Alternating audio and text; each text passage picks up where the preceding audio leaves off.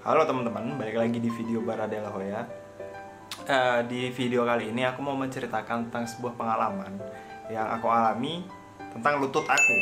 Jadi video ini bakal ada dua part. Ini part pertama aku jelasin kenapa kamu bisa kena ACL dan apa yang kamu rasakan. Kemudian perjalanan menuju medis. Oke. Terus di video kedua ntar aku operasi pakai biaya dari mana, berapa biayanya, tahapan-tahapannya biar bisa operasi sampai hari ini, sampai aku recovery. Aku masih recovery ini udah masuk 3 bulan, jadi sekitar ya agak lama ya. So langsung aja kita masuk ke video yang pertama, gimana dan kenapa aku bisa kena ACL. Jadi ceritanya ini berawal ketika aku 2019 itu di semester genap ya. Kalau kuliah tuh banyak event basket, yang dimana kalau banyak event basket itu baik dari jurusan, internal, fakultas, antar fakultas, itu rame banget event, jadi banyak gitu loh. Dan dia kayak padat banget gitu loh. Dalam sebulan itu kayak full event biasanya kayak gitu. Aku kena ACL itu kejadiannya ketika game terakhir di serangkaian semua pertandingan itu, yaitu pertandingan antar fakultas. Dimana itu udah final kan ya. Anehnya juga sebelum aku mau tanding itu, aku mikir bahwa ini aku udah capek banget nih, udah sebulan bener-bener basket terus.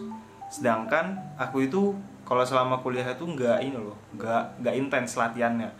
Kayak basket cuma seminggu sekali. Jadi ketika pertandingan gitu selesai pertandingan, kalau misalnya mainnya terlalu ngotot, itu bakal sakit-sakit gitu loh, kayak ngilu-ngilu gimana gitu. Ya tau lah kalian, kalau bahasa lainnya jarem-jarem gimana gitu bahasa Jawanya. Sebelum pertandingan itu aku udah punya doa kalau misalnya kelar game ini aku mau istirahat dulu. Ntar ya gak tau sampai kapan lah, pokoknya nanti baru basket lagi. Soalnya bener-bener padat banget dan itu bener-bener kayak capek banget. Dan ternyata dikasih sama Tuhan untuk berhenti 3 tahun. Jadi kalian harus hati-hati apa yang kalian doakan, oke? Gampang kalau misalnya dikabulkan itu biasanya ya kalau nggak spesifik sih kayak gitu jadi. Nah, kenapa bisa kena? Kalau dari pandangan aku sendiri itu mungkin gara-gara overuse ya. Jadi aku capek gitu kan. Kan karena aku basket itu jarang latihan, cuma sering tanding doang. Jadi otot aku itu nggak bener-bener kuat gitu loh, nggak bener-bener yang kayak otot atlet yang besar sih pak aku, cuma nggak yang bisa kayak atlet gitu yang bisa main kayak banyak pertandingan dalam waktu yang dekat gitu loh, dalam waktu yang padat. Jadi mungkin di situ juga aku udah ngerasa bahwa seminggu sebelumnya tuh aku kena ankle dan aku pijat. Seminggu dalam 3 hari setelah aku pijat itu langsung sembuh. Nah baru aku masuk hari ini, hari pertandingan tersebut. Dan juga mungkin selain overuse aku juga kecapean kali ya, sama nggak stretching sih kayaknya juga. Jadi aku bener-bener karena buru-buru masuk itu, karena baru dapat jersey, karena kita minjem dapat jerseynya tuh mepet pertandingan. Terus pas pertandingan yang lain udah pakai baju segala macam pemanasan, aku masih sibuk ngurusin jersey, ada yang ditambal lah, ada yang diapalah nomor punggungnya. Akhirnya aku nggak sempat pemanasan yang banyak, biarpun aku nggak starter juga ya. Nah kemudian aku pas standing itu aku ngotot karena kita kalahnya jauh nih, kali aja dengan aku ngotot bisa bantu lah. Ternyata nggak juga, kebantai juga, tetap aja pas final itu. Jadi kejadiannya itu aku dari top of point, jadi 3 point yang di tengah, aku ngedrive kanan 2 kali dribble. Terus yang aku rasakan, aku kesandung sama kaki musuh. Jadi kaki lutut bagian bawah ini ke kanan. Ini lutut bagian bawah ya, ini lutut bagian bawah, ini paha atas nih. Nih, aku ngerasa kesandung, terus kaki aku tuh gini, grek. Nah, ini kaki bawah, ini paha, jadi kayak grek gitu loh. Terus aku langsung jatuh dari situ. Aku cuma ngerasa grek gitu loh. Terus yang aku pikirkan, kalau orang ACL tuh biasanya bukan grek, teman-teman. Jadi kalau misalnya kalian kayak gini, itu ACL biasanya bunyinya putus, cetes gitu loh. Nah, itu udah fix ACL kalau itu. Nah, aku tuh masih grek, jadi aku nggak mikir kalau itu ACL. Dan teman-teman yang ada di bench bilang kalau kamu tuh nggak kesandung nggak apa, cuma lututmu itu jatuh nabrak lantai, makanya bisa bengkak. Ya udah dikompres aja. Aku juga pernah gitu, teman-teman aku bilangnya kayak gitu yang ada di bench. Ya udahlah, kelar dari itu aku langsung baring, nggak bisa gerak. Akhirnya aku duduk aja di pinggir lapangan, duduk diem. Terus ada tingkat aku bilang, mas jangan dibiarin kakinya digerak-gerakin terus. Jadi yang kayak gini-gini terus loh, gini terus, bengkok lurus. Setelah 10 menit lurus aja, nggak bisa bengkok lagi. Jadi bener-bener kaku, kaki kalian tuh kaku doang. Udah dari situ mulai kalut kan ya, banyak pikiran segala macam, tetap dikompres es. Tapi aku masih bisa pulang itu, masih bisa naik motor dong, bayangin. Biarpun kaki aku nggak bisa bengkok, masih bisa naik motor, dan keadaan aku jalan jinjit. Jadi satu kaki kiri aku normal, tapi kaki kanan aku tuh jinjit, gak bisa ditekukin sama sekali kan. Jadi jinjit-jinjit gitu deh. Itu pulang masih bisa makan, men. Aku makan dulu baru pulang. Masih bisa mandi, naik tangga segala macam pada malam itu kan, itu kejadian malam ya. Besok paginya baru luar biasa teman-teman. Jadi semalam waktu malam itu aku kelar mandi, aku langsung baring aja kan. Kata temanku kalau misalnya bengkak-bengkak kayak gitu di elevasi bar. Jadi kaki aku lebih tinggi dari dada. Ini dada, ini kaki aku di sini. Pakai kardus atau pakai apa terserah, pokoknya bisa. Selama tidur itu cenacen loh. Cenacen parah. Ya namanya bengkak kali ya mungkin, dan ototnya baru bener-bener kayak sobek gitu. Ya udah akhirnya bengkak. Dan pas bangun pagi ya bener fix bengkak. Akhirnya untung aku ada teman kosan, ada bedul di situ. Jadi aku minta tolong segala macam sama dia. Dan aku iseng-iseng nyoba gitu ke toilet sekali. Kan kamar aku di lantai 2,5 ya, toilet aku di lantai 2. Jadi aku harus turun anak tangga ya, sekitar 10 anak tangga. Itu bener-bener sakit teman-teman. Itu aku udah pakai deker lutut biar nggak sakit. Nggak ngaruh, tetap aja. Di 3 minggu awal ya, kayak peradangan awal tuh bener-bener sakit banget. Nggak bisa gerak, aku bener-bener cuma di kasur, diem. Makan titip, beliin es batu nitip, udah bener-bener udah diem aja nih. Nggak bisa yang kayak beraktivitas sama sekali, nggak bisa. Di minggu pertama ya, di minggu kedua udah lumayan lah. Nah masuk minggu kedua, ketiga, aku di minggu ketiga itu udah bisa jalan. Jadi udah bisa napak, cuma kaki belum bisa nekuk. Kaki aku bisa nekuk full itu setelah hampir setahun kayaknya aku baru bisa nekuk full itu. Jadi bener-bener kaki aku nekuknya dikit-dikit gini loh. Dan itu harus dilatih. Dan efek kedua adalah paha aku mengecil. Yang kena cedera ini mengecil. Jadi kalau dibandingkan kanan sama kiri itu jauh banget bedanya. Yang cedera ini lebih kendur. Aku sebelah kanan kan ya kenanya. Dan aku masuk ke cerita tentang pijet teman-teman.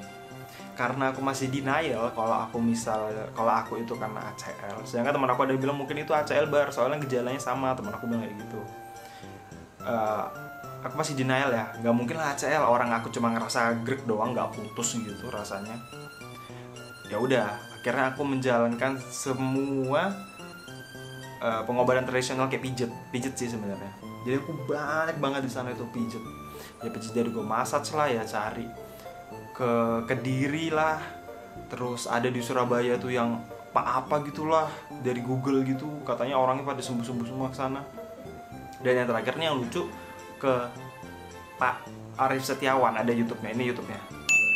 Ya kalian sendiri ya, kalian kalau mau lihat seru di situ, dia mijitin orang dan penjelasannya ilmiah karena dia dosen S3 di UNS. Jadi ya, nanti aku kasih cuplikannya yang aku pas kesana, oke? Nah ini sakit ini, dan ini sakit sekali. Betul kan? Jadi pertama aku pijit ke tempat yang biasa. Jadi ada 3 tempat pijit yang highlight nih. Yang pertama itu yang ada di Kediri. Di Kediri ini langganan teman-teman aku anak Blitar. Katanya kalau misalnya kamu engkel atau apa, kesana aja pasti sembuh. Dan itu dia pasti works gitu. Dan dia cuma buka prakteknya malam di atas jam 9. Jadi kayak dari jam 10 sampai jam 12 habis itu dia tutup. Itu yang ngantri bisa 150 orang lebih. Saking dia terkenal ya. Dan dia tipenya modelnya kayak misalnya kamu masuk ber-50 ini dalam satu ruangan, kamu dimasuk antri 50, terus ayo yang sakit maju, datang maju, pijet sembuh. Dia datang misalnya anak kecil kan, biasanya anak kecil sih datang, kenapa ini engkel, udah kakinya digoyang-goyang, dipijit langsung sembuh gitu. Terus dia suka rela, jadi kayak bener-bener sane gitulah, dia bener-bener ngasih aja. Misalnya ada orang tua ngasih ke dia, terus dia lihat anak kecil, nanti uang yang dari orang tua tadi itu dikasih ke anak kecil gitu. Jadi nggak mematok harga, nggak mematok apa, dia kayak bener-bener ini aja, ya legowo aja. Itu terkenal kok di Kediri, pasti kalian tahu lah kalau orang-orang Kediri. Dan tapi sayangnya pas aku kesana, aku bilang lututku gini, cuma digrek-grek gitu, udah gitu aja, dan nggak ada efeknya apa-apa. Ya bener kayak kejut gitu sih, kayak di reposisi lah, cuma dia nggak sampai ngecek goyang apa enggak yang lututku gitu. Itu yang pertama. Yang kedua aku sempet di Surabaya. Ini ada di Maps ya, dia tuh bintang 5. Jadi dia cara marketingnya tuh dengan cara ya dari review orang-orang. Sekitar agak jauh ya dari tempat aku tinggal, itu aku kesana. Dan setelah aku kesana, katanya dia tuh bukan lututnya yang masalah mas, yang masalah pinggangnya. Jadi yang ditarik itu pinggul aku, karena kaki aku tuh panjangnya nggak sama, jadi kayak gini loh, kan kaki harusnya gini nih, ini aku kayak gini, jadi panjang gitu, yang dimana nggak ngaruh juga sama lututnya. Habis itu pas disuruh pulang, disuruh beli obat herbal, satu botol 150.000, biaya pijitnya 150.000, jadi ya mahal, buang-buang uang dan gak jelas hasilnya. Akhirnya aku udah nyerah dan aku MRI dulu ya. Akhirnya Desember itu setelah aku istirahat 3 bulan, akhirnya aku mencobakan diri untuk MRI. MRI pakai apa? Pakai BPJS. Itu nanti detailnya aku jelasin di video selanjutnya ya. Pokoknya setelah aku MRI itu positif nih, ACL nih, positif. Ya udahlah, aku mikir mungkin MRI bisa salah atau gimana, tapi aku ngerasa kayak mungkin aku ke Pak Arif Setiawan aja deh. Bisa biar jadi misalnya kalau emang dia bener approve kalau ini ACL, ya udah aku operasi udah nggak masalah. Akhirnya aku terbang ke Semarang. Jadi kalau mau ke Pak Arif Setiawan itu bookingnya 3 bulan teman-teman. Jadi kamu bener-bener masuk antrian 3 bulan, itu sebelum corona loh ya. Ini masih 2020 awal aku, Februari. Jadi masih belum ada corona. Aku daftar itu dari November, harusnya Januari, cuma aku nggak bisa, jadi diundur Februari. Januari aku nggak bisa itu gara-gara aku iseng basket lagi, udah pakai double triple decker tapi masih goyang. Ya udah akhirnya masih goyang, dan pas aku lay up landing kaki kanan, lututnya goyang lagi, habis itu bengkak. Ya udah akhirnya dipospon sebulan biar pas udah ke Pak Arif itu biar gak bengkak gitu loh, jadi bisa datang. Daftar 3 bulan, kemudian aku datang langsung ke Semarang. Rumahnya tuh bener-bener di desa gitu ya, jadi masuk jalan terus tinggi ke atas gitu. Ya udah aku datang ke sana. Ya pas aku ketemu dia langsung aku bilang, "Pak, saya lihat YouTube-nya segala macam." Jadi bapaknya orangnya humble banget, bener-bener yang kayak tadi awalnya kayaknya nggak tahu deh emang dia yang menanganin aku atau anak buahnya, tapi pas aku bilang, "Pak, aku mau bikin video YouTube," dia langsung menanganin. Dia buat kameranya segala macam, pasangnya ada videonya yang aku. Nah itu kalian bisa lihat sendiri aja betapa perihnya penderitaan. Terus ya udah ngobrol-ngobrol langsung ditanganin sama dia. Yang bener-bener lucu itu kalau lihat, kalau misalnya kayak bayangkan ya, ada tusuk gigi nih, dia tusuk paha kalian tuh harusnya nggak sakit kan ya. Tapi kalau dia nusuk paha kalian pakai tusuk giginya dia tuh sakitnya beneran.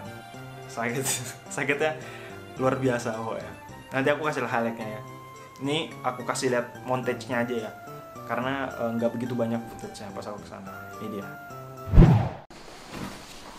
Ini tidak rekayasa ya, natural ya. Nanti ternyata Pak Arif terus buat Settingan. Hah? Settingan. Enggak saya setting ini. Oke, selamat malam, salam NCO. Nah, masa olahraga.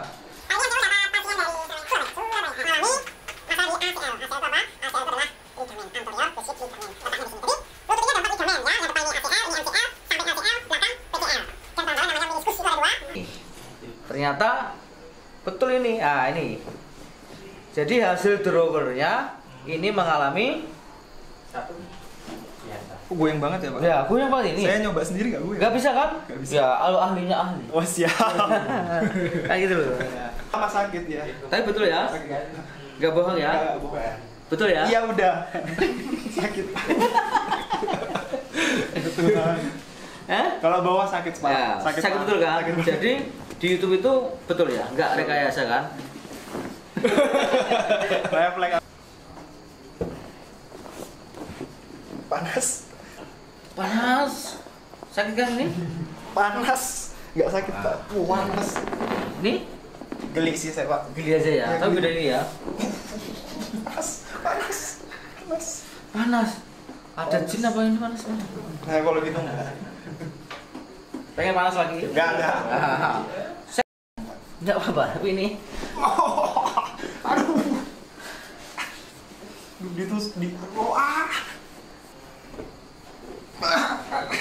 Ya udah itu teman-teman pengalaman aku sebelum operasi ketika ACL ini, dan pengalaman aku ketika ke Pak Arif Setiawan. Yang berat dari ACL itu sebenarnya di mental sih, bukan di fisik iya, tapi sebenarnya yang paling capek itu di mental. Karena apa? Karena kamu bertarung dengan diri sendiri, kayak jalan susah, terus penyesalan kenapa aku kemarin olahraga kayak gini, kenapa harus aku yang kena ACL, kenapa nggak kenapa nggak sehat-sehat aja segala macam, itu benak-benak kayak gitu pemikiran itu masuk semua ke kepala.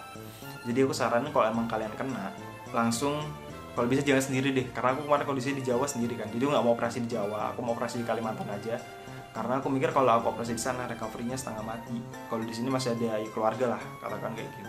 Ya udah itu teman-teman, sekian, terima kasih, ditunggu part 2-nya.